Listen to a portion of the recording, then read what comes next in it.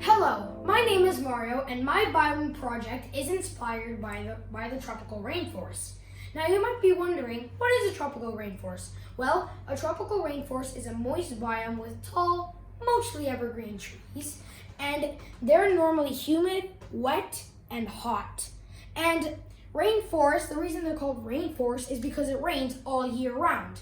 Now rainforests are found situated near the equator, so that's why it's very hot.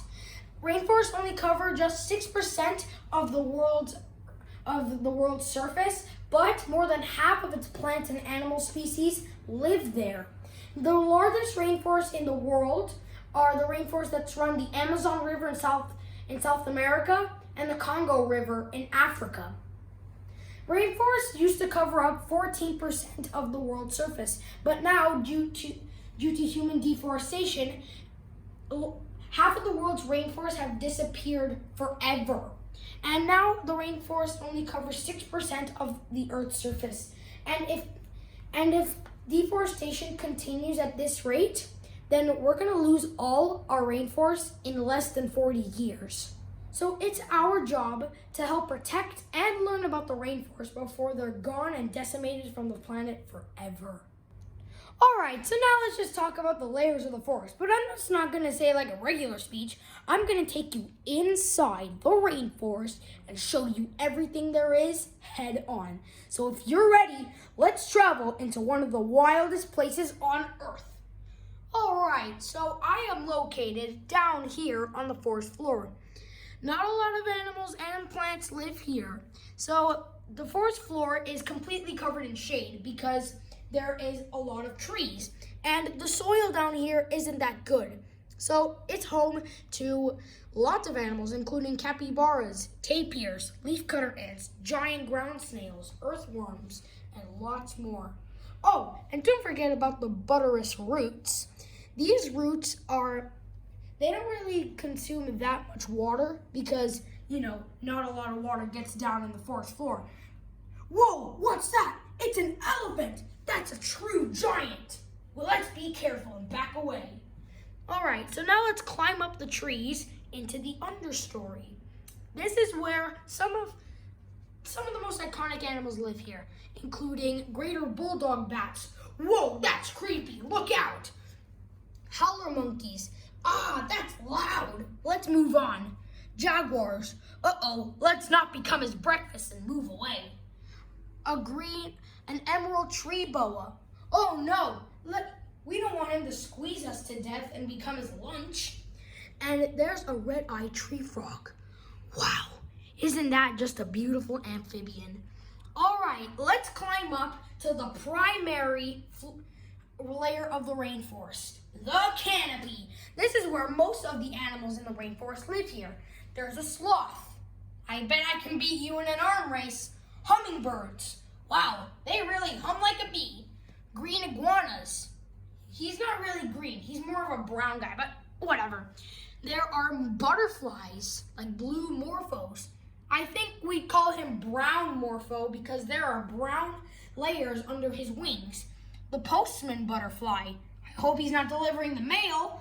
Cacao trees. Ooh, chocolate. Don't mind me.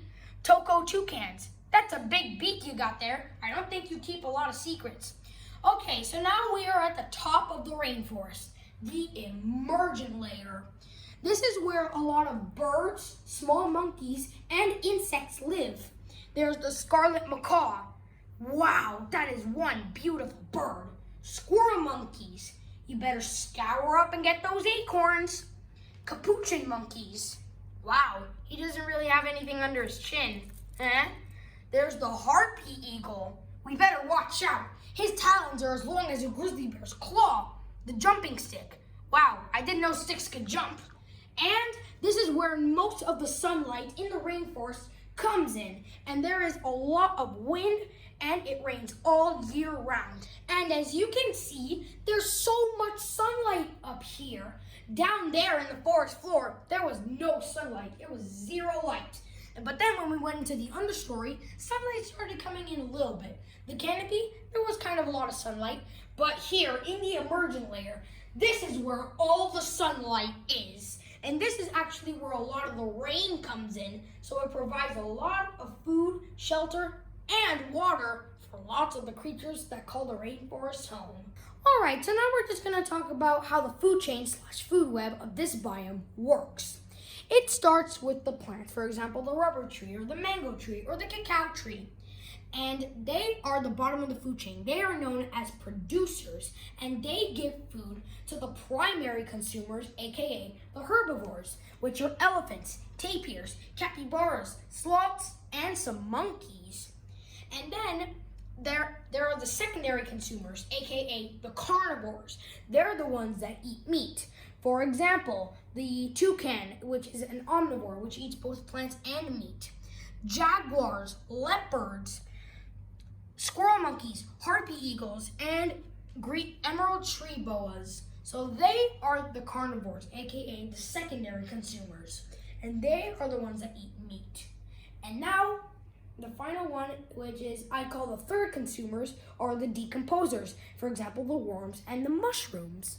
So, believe it or not, decomposers are actually at the top of the food chain because lots of the consumers die, and then, for example, the earthworm and the mushroom, they eat the dead animals and then they break down the nutrients into the soil. So they basically keep recycling, and it keeps on going and going and going until those decomposers die.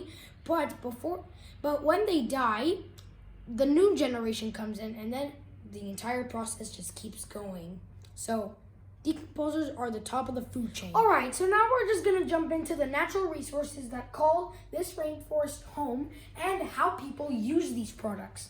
Alright, so now we're going to start with the rubber tree. The rubber tree is used to make rubber products, and they also use it for lots of different things. And these plants are also used as medicines to cure sicknesses all around the world. Also, they use paper pulp to make roads and houses. People also use the trunks of these trees to have wood and also make them for many, many, many products.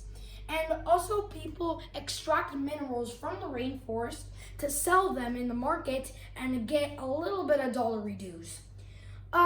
You know that sometimes people can actually overuse or misuse all of these products, because if someone misuses them, they're treating it badly. And if they overuse them, they're using too much of this. So just make sure to not overuse or misuse all of these uncontrollably. And if you do, then you're just gonna keep the rainforest alive and healthy. We made it. We're at the center of the crisis rainforests are facing today. Us humans are killing the lungs of the earth. Here's how. People use it for agricultural goals for small and large farms. They use pulp for paper. They also make roads. They extract minerals and energy. They make fires, and they also make grazing land for cattle. Did you know that every slice of rainforest, the size of a football field, are actually being cut down every second of every single day? So in total, that's 31 million football fields of rainforest gone every single year. But there is a positive side. Here are some ways that you can help the rainforest still thrive. You can donate to people helping to protect the rainforest. You can educate yourself about it, and also you should use less paper. But here is actually the true example of saving the rainforest. There was a YouTuber in particular called Mr. Beast, and he wanted to plant 20 million trees before January 1st, 2020, and every single dollar that people donated was a tree. So for example, $50,000 was 50,000 trees. And luckily, he succeeded to plant 20 million trees before 2020. So that is just one way on how you can save the lungs of the earth. And remember, save the rainforest, save your lives!